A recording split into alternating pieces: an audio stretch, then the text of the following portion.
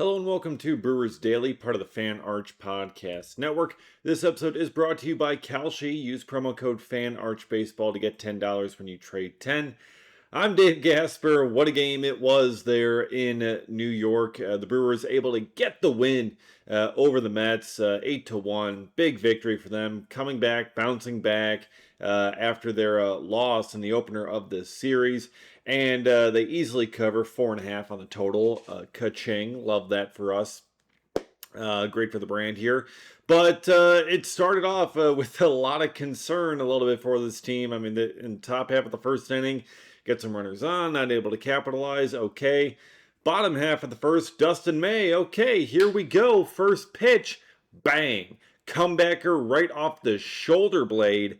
And Dustin May has to exit after one pitch. It bounced over to David Hamilton. He makes the throw to first to get the out. So he gets him out. Great, cool. But immediately your starter has to exit the game after one pitch. That is like the worst possible scenario for you there, especially when you are in the second game of a 16-game, 16-day stretch. Okay, they got another 2 weeks here without an off day. They're not going to have another off day until September 10th, I believe. So you got a ways to go until your next day off. And now you just lose one of your starters and you have to go to your bullpen after one pitch? One pitch? That sounds like a disaster just waiting to happen.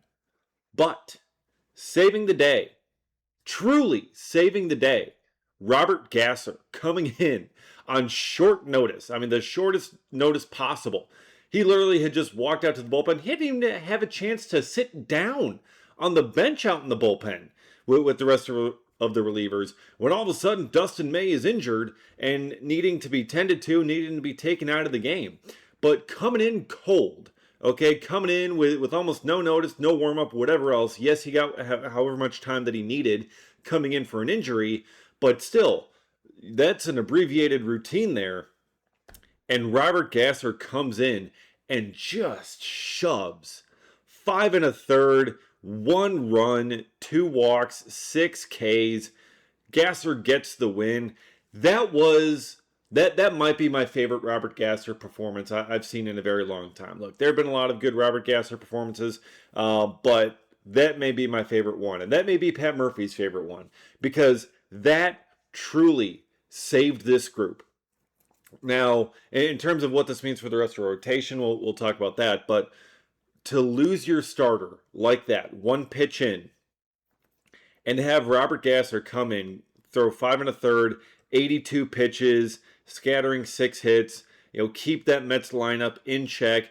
The offense, thankfully, was able to come through with a whole bunch of runs. We'll talk about that as well here, but absolutely cannot overstate how important it was that Robert Gasser come in, settle that game down, and give the length that he did. I mean, that was basically a full start-level relief appearance.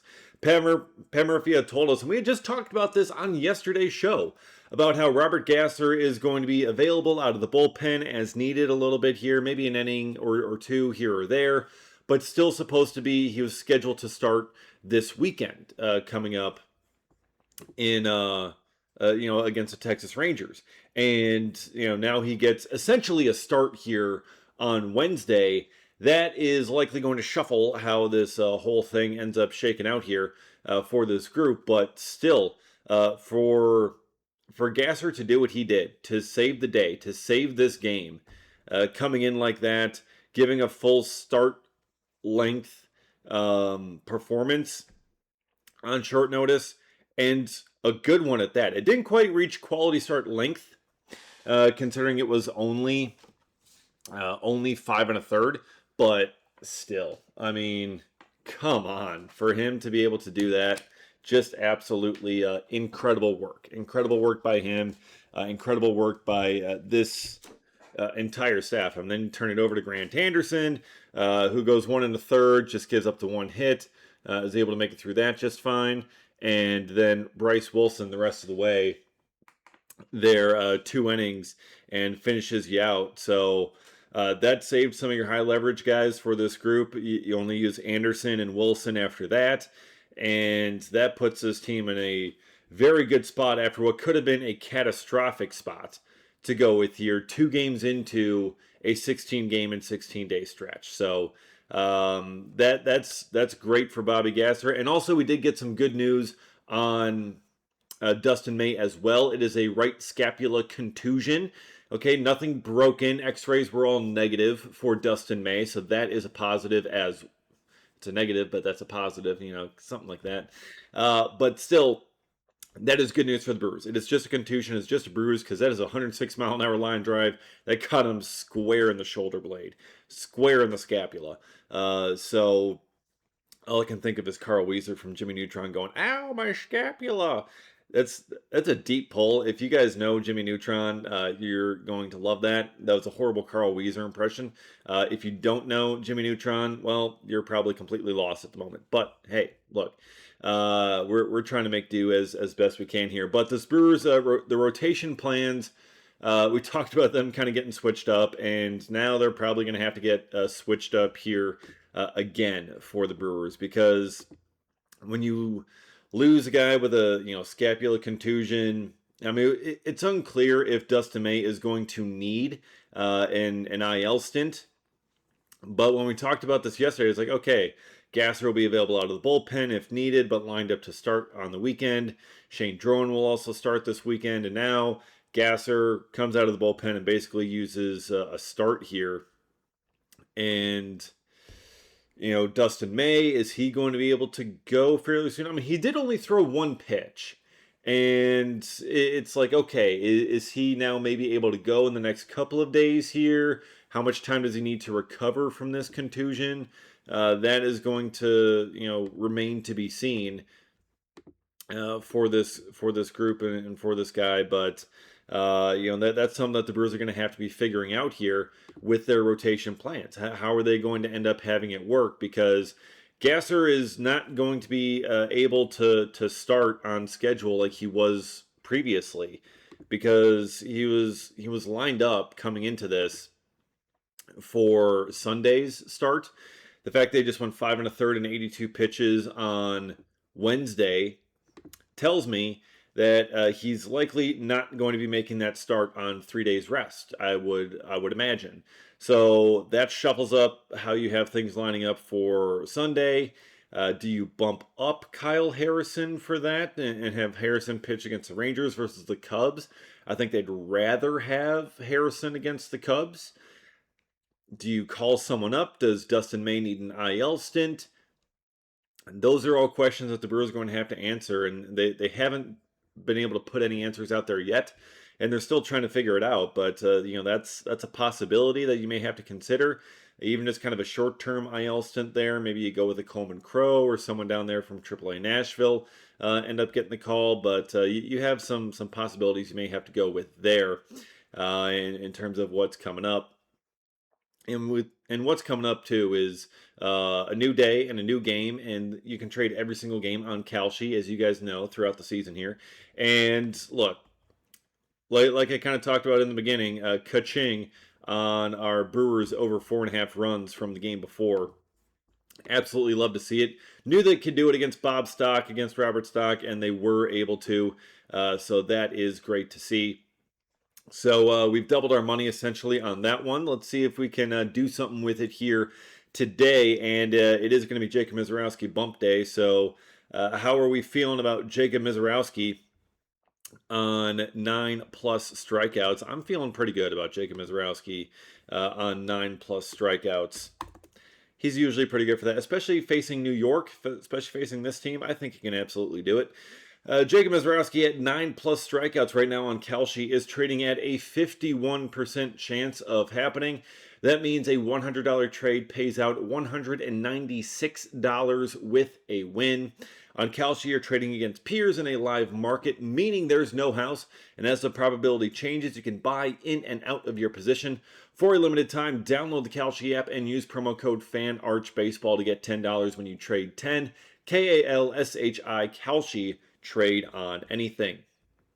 Okay, We've talked enough about the pitching here for this game. Now let's talk about the offense as well, because they did put up 8 runs in this game. Sal Frelick and Bryce Terang led the way for this offense. Sal Frelick getting his first start back in there after returning off the IL. And he just has a ho-hum, casual, just kind of easygoing 3 for 4 kind of return to the lineup. You know, getting a couple of big knocks, 3 for 4, 2 RBIs, a walk mixed in there as well. Sal Frelick setting the table in the leadoff spot, playing in left field as well, as Jackson Churio found himself with the day off here. Also, Garrett Mitchell, 2 for 5 out there in center. Luis Lara, 2 for 4 in right. So you get some good production from your outfield. Bryce Terang, a 3-run homer, his first homer in a while. So love to see that for him, his 17th of the season. Yelich even came through with an RBI knock late in the game after the game was kind of already decided. But hey, you take them where you can get them, especially for Yelich and how much he's kind of been struggling this season. Contreras was the only one in this starting 9 who did not have a hit in this game. There's always one. You know, whenever there's an 8-run outburst, there's always one that's just not able to get a hit. And Contreras has been hitting much better as of late, but 0 for 5 in this game. And just kind of a tough one for him. Cooper Pratt, back in the lineup after getting benched the night before. He goes 2 for 4, legs out an infield single. No lack of hustle on that one. But Cooper Pratt, 2 runs scored as well. So you love to see that for him. Get him back on that horse, because he was like a beat dog. I mean, he was a puppy with his tail between his legs in the post game after game 1 of this series. And so for him to be able to be back out there and come up with some big hits and come around to score, that is fantastic for him. And you know, they needed that kind of offensive outburst after what they had in game 1 of this series. So you love to see that for this group. Terang showing off the power. Frelick, who's had really a tough season, tough go of it, for him to be able to have a 3 for 4 night. Very productive, very happy for him with that as well, and certainly much needed.